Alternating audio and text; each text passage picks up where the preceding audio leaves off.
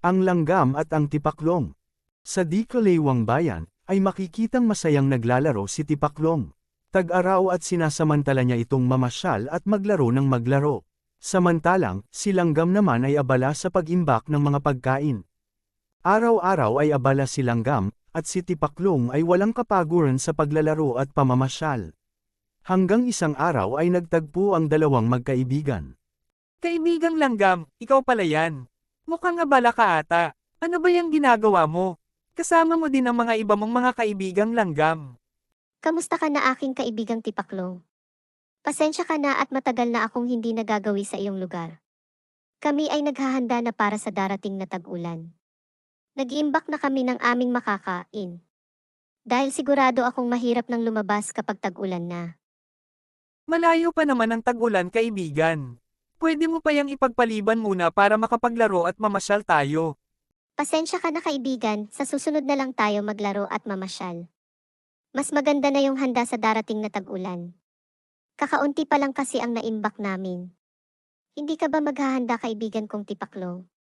Kaibigan kong Langgam, lagi naman akong handa, at kahit tag-ulan ay nakakalabas pa rin ako, at isa pa pwede ko namang gawin yan ilang linggo bago ang tag-ulan. Kaya ang gagawin ko lang muna ngayon ay maglaro at mamasyal. Sige na kaibigan, at ako ay makikipaglaro pa sa iba kong mga kaibigan hanggang sa muli nating pagkikita. At tuluyan nang umalis si Tipaklong upang makipaglaro. Samantalang, si Langgam at mga kaibigan nito ay patuloy pa rin sa kanilang ginagawang paghahanap at pag-imbak ng mga pagkain. Lumipas ang mga araw ay patuloy lamang si Tipaklong sa kanyang nakagawian. Pagkagising pa lang niya ay namamasyal na ito at nakikipaglaro sa iba't ibang bayan. Si Langgam naman ay tuloy-tuloy pa rin. At isang araw, bigla na lamang umulan ng napakalakas. Tag-ulan na mga kaibigan kong Langgam. Mabuti na lang at tapos na ang ating pag-iimbak ng mga pagkain, sa tingin ko ay sobra-sobra pa ito. Sa kabilang banda naman ay namamasyal pa si Tipaklong nang bigla na lamang umulan. Napagpasyahan na lamang niyang umuwi na. Gumagabi na ngunit hindi pa rin tumitila ang ulan. Ang lahat ay nasa kani-kanilang mga tahanan. Lumipas ang mga araw at patuloy pa rin ang pag-ulan. Pabugso-bugso din ang hangin.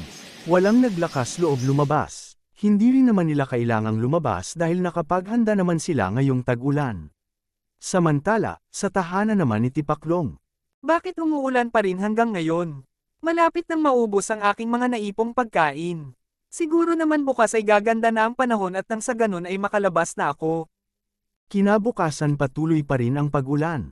Hindi makalabas si Tipaklong dahil biglang lumakas ang hangin.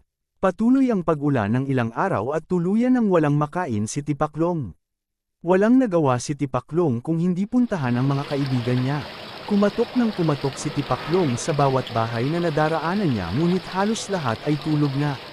Hanggang sa marating niya ang bahay ni Langgam. Kaibigang Tipaklong, ikaw pala yan. Pero anong ginagawa mo dito?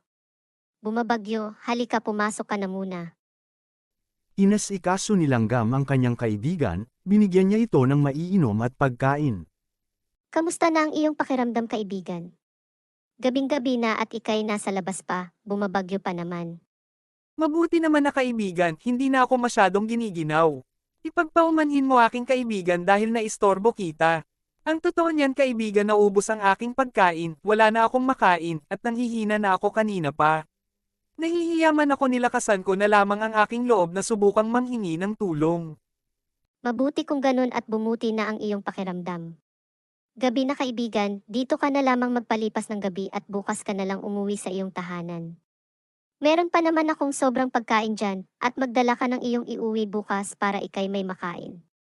Nagpapasalamat ako kaibigan, pinatuloy mo na ako, pinakain na tapos mag-uuwi pa ako ng pagkain.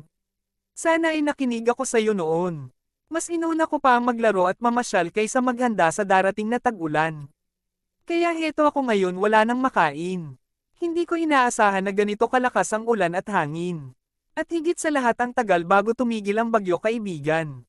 Tama ka dyan kaibigan, mas malakas ang hangin at ulan ngayon at masasabi kong mas matagal ang bagyong ito. Madami naman akong naimbak na pagkain aking kaibigan, kunin mo ang iba para may makain ka. Kailangan talaga nating maghanda bago ang tag-ulan dahil hindi natin alam kung hanggang titigil ang ulan at hangin. Mas maganda nang tayo ay handa kahit papaano. Tama ka dyan, at ipagpaumanhin mo ang pagbaliwala ko sa sinabi mo. Magsisilbing aral ito sa akin. Maraming salamat sa iyong kabutihan, balang araw masusuklian ko din ang iyong kabutihan aking kaibigang Langgam. Tuluyan na ngang nagpalipas ng gabi si Tipaklong sa tahanan ni Langgam. Kinaumagahan ay tumila na rin ang malakas na ulan at hangin, naisipan na ring magpaalam ni Tipaklong para umuwi na. Dala-dala ni Tipaklong sa kanyang pag-uwi ang mga pagkain na ibinigay sa kanya ni Langgam. Masaya si Tipaklong dahil meron siyang kaibigan na maasahan. Nagsilbi namang aral kay Tipaklong ang nangyari sa kanya at ipinangako niya sa kanyang sarili na hindi na mauulit pa ang nangyari sa kanya. At dito na nagtatapos ang ating kwentong pinamagatang, ang Langgam at ang Tipaklong. Huwag kakalimutang mag-like, share, at subscribe. Salamat!